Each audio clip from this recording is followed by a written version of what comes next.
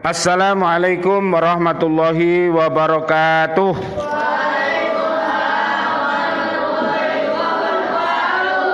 Bismillah, alhamdulillah, assalatu wassalamu ala rasulillah. Asyhadu an la ilaha illallah wa asyhadu anna muhammadar rasulullah. Allahumma salli wa sallim wa barik ala sayyidina Muhammad wa ala alihi wa ashabihi ajma'in. Walhamdulillahi rabbil alamin. Bi'aunillah, bi'idnillah, biridhoillah, Ustadz bisa hadir di hadapan anak-anakku di kelas 5C Lembaga Pendidikan Al-Falah Surabaya, SD Al-Falah Surabaya. Pada kali ini Pondok Ramadan kita akan membahas tentang materi yang sangat penting. Betapa pentingnya yang namanya bersih dan suci, cara wudhu dan mandi besar. Nah, ini semuanya tolong tidak ada yang rame, ya, ikuti dengan baik. Baik anakku, nanti tolong diperhatikan, nanti bisa dilihat atau bisa dicatat surat 56 ayat 77 sampai ayat 79, namanya surat Al-Waqiah. Yang kedua, surat Al-Baqarah ayat 222. Yang ketiga adalah surat Al-Maidah ayat 6. Anakku minta perhatiannya, tidak ada yang satupun yang bicara. Dengarkan sambil nanti dijawab pertanyaannya. Baik, di surat Al-Baqarah ayat 222, anakku semuanya, Allah itu mencintai orang-orang yang bertaubat dan membersihkan diri. Perhatikan semuanya. Kita pertama disuruh bertaubat. Taubat dari apa kita?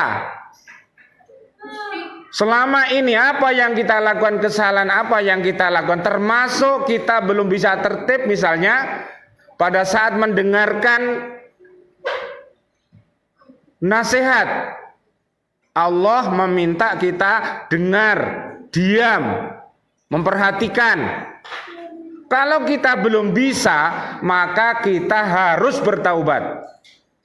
Baru dicintai Allah, baru dicintai ustadz dan ustadzah, baru dicintai sama umat Islam. Kalau kamu tidak memperhatikan, nggak bisa. Kamu nggak bisa dicintai.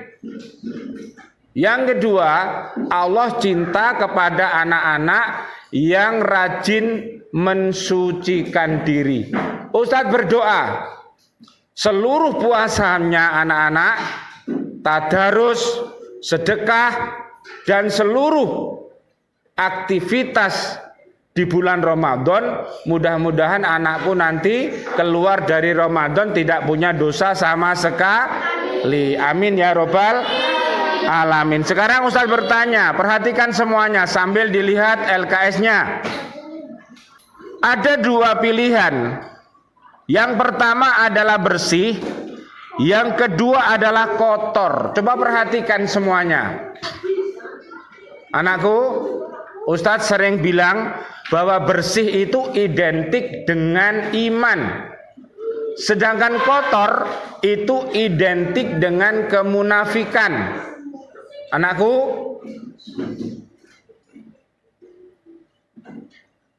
bersih itu identik dengan rapi. Bersih itu identik dengan tertib. Dan rame atau tidak memperhatikan itu identik dengan kotor. Coba anak-anakku pilih bersih atau kotor. Kalau jawabnya bersih, maka harus dibuktikan. Ustadz, saya bersih hati saya. Ustadz, saya bersih ucapan saya. Ustadz, saya bersih perilaku saya. Tunjukkan. Perilaku bersih itu adalah perilaku yang terbaik. Tapi kalau mulutnya bilang bersih, kemudian gerakan tubuhnya mendandakan tidak baik, itu namanya hanya bersih di mulut, tapi kotor di hati. Itulah namanya orang munafik. Jangan anakku, nggak mau. Ustadz nggak mau. Baik, yuk kita lihat. Sedangkan kotor anakku sekalian, seringkali Ustadz sampaikan ya, kotor kemarin. Bagaimana doanya kalau kita masuk di kamar kecil? Coba ikuti Ustadz. Bismillahirrahmanirrahim. Ustadz dulu, anak-anak tirukan ya. Allahumma inni a'udzubika minal khubusi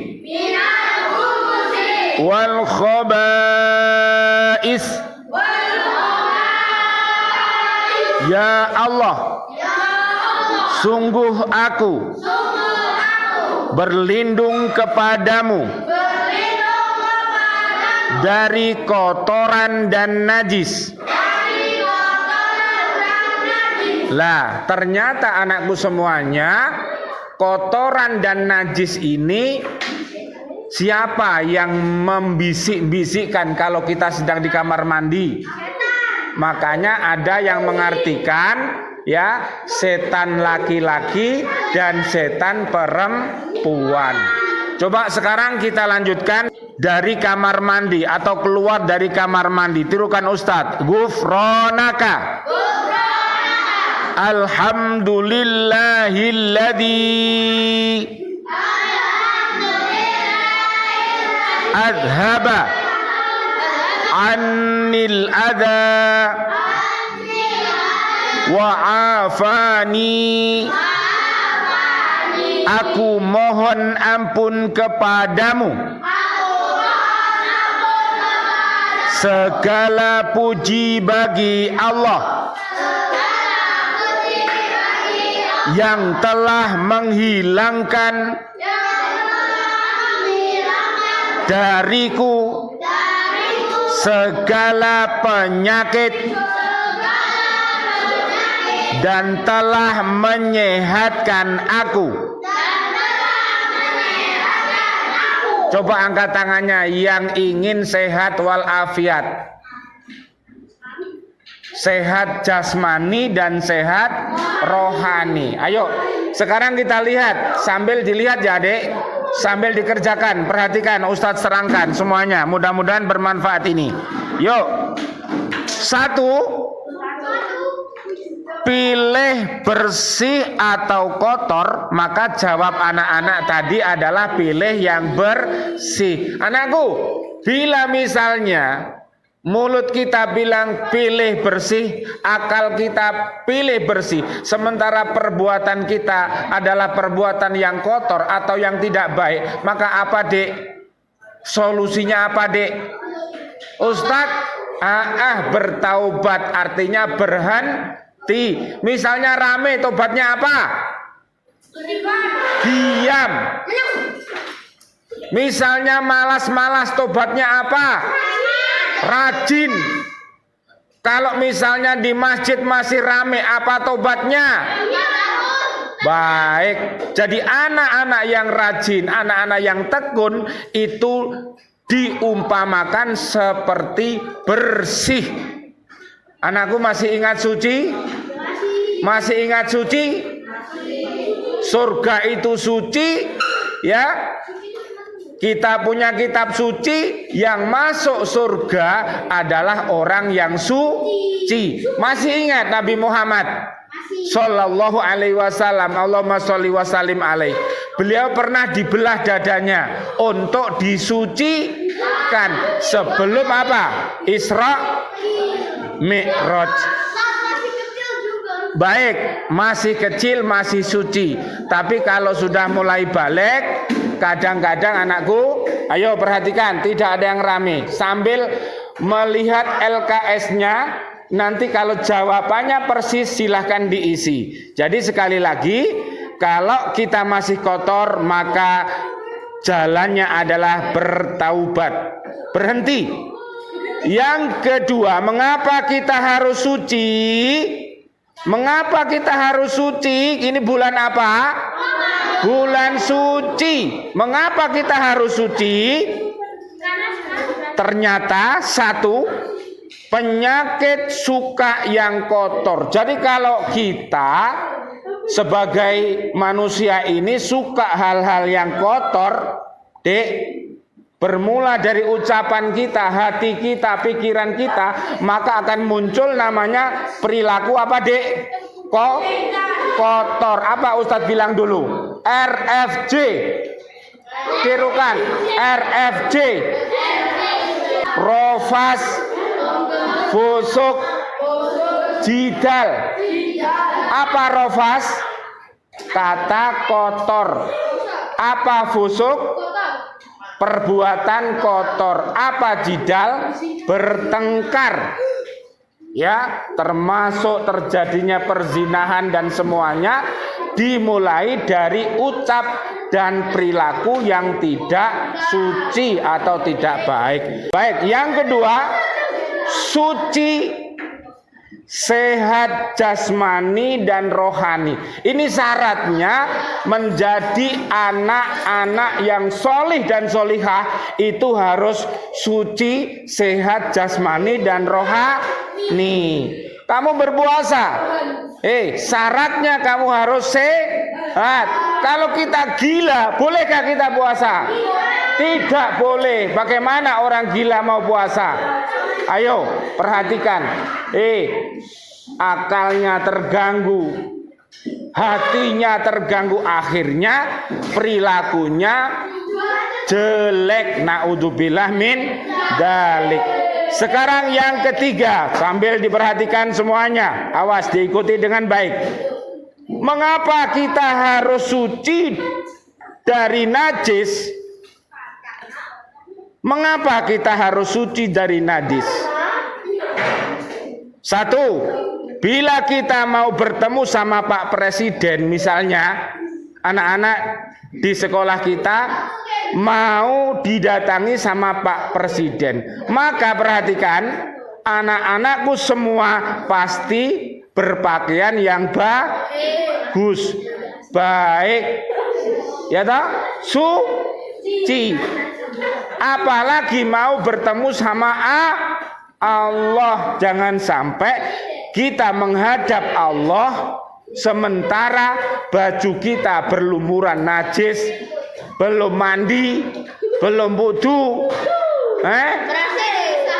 Akhirnya apa? Tidak bisa tertib. Akhirnya Pak Presidennya pasti memilih anak-anak yang akan diberi penghargaan, pasti anak-anak yang busananya baik dan tertib, akan diberi penghargaan sama Pak Presiden.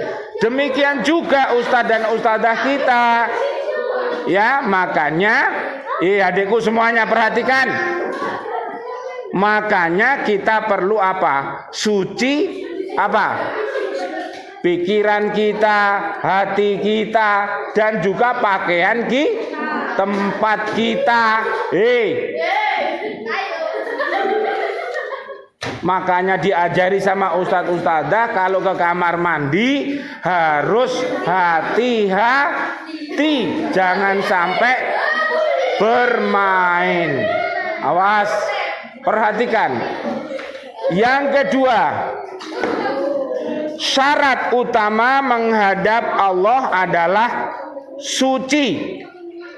Nanti anak-anak bisa dilihat ya di surat 26 ayatnya 89. Kecuali orang-orang yang menghadap Allah dengan hati yang bersih, yang suci.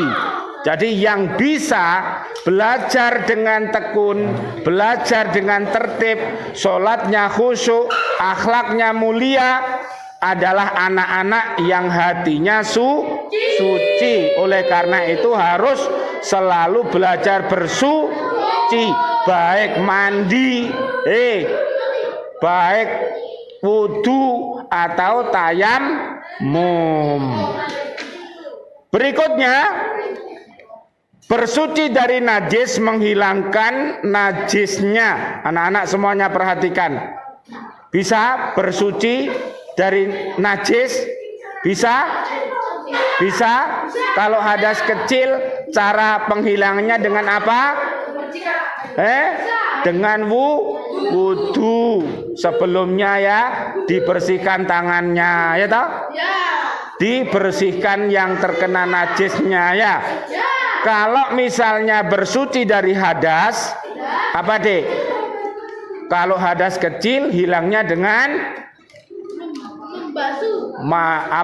wudu. Kalau hadas besar penghilangannya dengan mandi besar ya, begitu. Baik. Sekarang tata caranya anakku semuanya, minta perhatiannya sambil dilihat didengarkan. Sekarang bagaimana tata caranya kita untuk bersuci? 1. Doa sebelum masuk toilet. Hafal, angkat tangannya. Coba Mas, bersama-sama Mas. Bagaimana tadi doanya?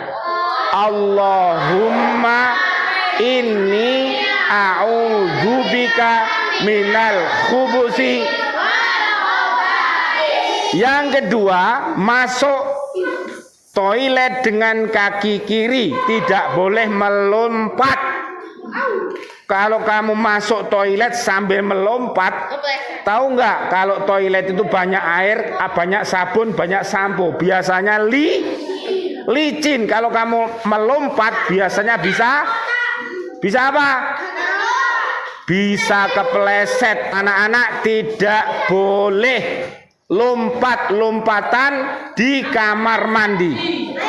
Yang ketiga, BAB dan kencing di tempat semestinya dengan duduk atau jongkok. Perhatikan, kenapa anakku kita disuruh jongkok? Karena biasanya adik-adik semuanya perhatikan, kencing itu biasanya tidak langsung bersih keluar semuanya. Oleh karena itu kalian harus jongkok ya. Jadi supaya sisa-sisa kencing itu bisa keluar. Jangan sampai anak-anak pas sholat kencing, batal nggak sholatnya? Makanya harus kencingnya harus dihabiskan, dituntaskan. Paham? Yang keempat, sambil dilihat SKS-nya, berhati-hati najis BAB dan kencing tidak kena badan atau pakaian. Anakku, wabil khusus yang ada di sekolah, awas hati-hati celananya. Kalau di kamar mandi ada yang Ustadz tahu, misalnya pakai kaos kaki, boleh apa enggak? Jangan ya. Kalau kita pakai celana, celananya harus dilipat atau dilepas. Tapi hati-hati melepasnya di kamar mandi, jangan di depan kamar mandi udah dilepas. Wah, ini bisa menimbulkan apa dek? Pemandangan yang tidak baik. Dikira ada penampakan. Loh, siapa ini? Loh, bagus-bagus. Na'udzubillah min dzalik. Yang keenam, adik, menyiram najis BAB atau kencing ya, hati-hati sampai bersih. Jadi anak-anak jangan sampai kamar mandi kita ini baunya pesing. Jangan sampai ya, walaupun kita sudah sadar bahwa kencing dan berak itu baunya tidak enak, makanya harus disiram dengan bersih. Dek, jangan sampai BAB kencing utuh, warnanya kuning, utuh. Teman yang mau masuk di kamar mandi akhirnya semaput, akhirnya sakit perutnya, apa, mual-mual karena baunya nggak kuat. Naudzubillah ya anak-anak, jangan ya. Baik, lanjutannya dek, perhatikan. keluar toilet dengan kaki kanan. Adik, keluar toilet dengan kaki masuknya dengan kaki kiri. Terakhir adalah berdoa keluar kamar mandi. Bagaimana tadi? Ghufranaka alhamdulillahilladzi adhaba annil ada wa afani.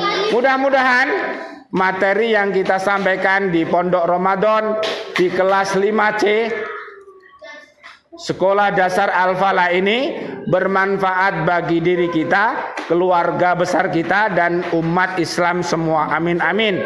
Ustadz berdoa mudah-mudahan anak-anakku menjadi anak-anak yang soleh dan solihah. Rabbana hablana min azwajina wa dzurriyyatina qurrata ayun waj'alna lil muttaqina imama. Rabbana atina fid dunya hasanah wa fil akhirati hasanah wa qina adzabannar. Ya Allah, berikanlah kepada anak-anak kami dan seluruh kaum muslimin muslimat Raban. Perhatikan, Ra adalah rahmat, ampunan, dan bebas dari api neraka. Mudah-mudahan puasa yang kita lakukan dan seluruh aktivitas ini diridhoi oleh Allah Subhanahu wa taala sehingga kita keluar dari Ramadan kita menjadi insan-insan yang beriman, takwa, yang kokoh. Wal afu minkum. Wassalamualaikum warahmatullahi wabarakatuh. Waalaikumsalam warahmatullahi wabarakatuh.